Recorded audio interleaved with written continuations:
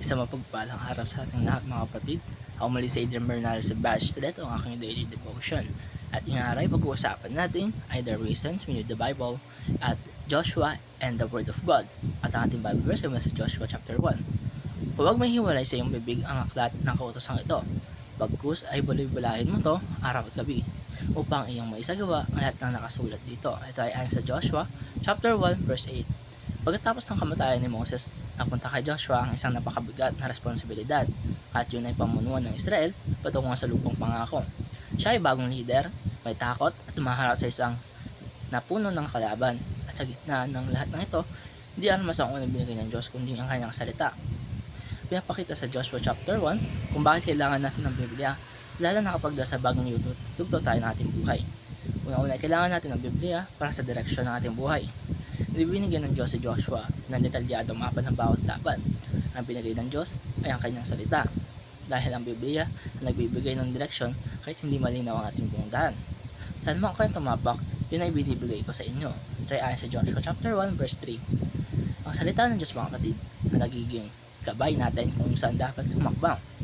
Kailan gagalaw at kailan tayo maghihintay. Kalawa, kailangan natin ng Biblia para sa lakas ng loob.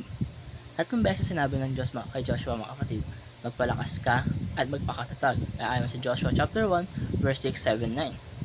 Ito simpleng motivational quote lamang mga kapatid. Ang tapang ni Joshua ay nakaugat sa katotohanan ng salita ng Diyos na kapag alam mo ang pinangako ng Diyos sa iyo, may malakas kang maharap sa takot. Ang Biblia ay hindi nag-aalis ng problema. Binabago nito ang paninindigan mo sa gitna ng problema. Pangatlo, kailangan natin ng Biblia para sa tagumpay na totoo.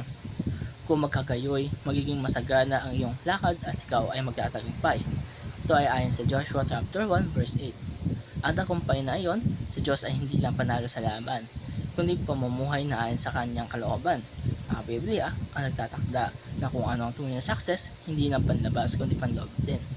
Pangapat, kailangan natin Biblia para matiling malapit sa Diyos mga kapatid. Hindi sinabi ng Diyos kay Joshua na basahin lang ang kautusan minsan. Sabi niya ay bulay-bulayin ito araw-gabi. Ibig sabihin, ang salita ng Diyos ay hindi lang reference, ito ay relasyon.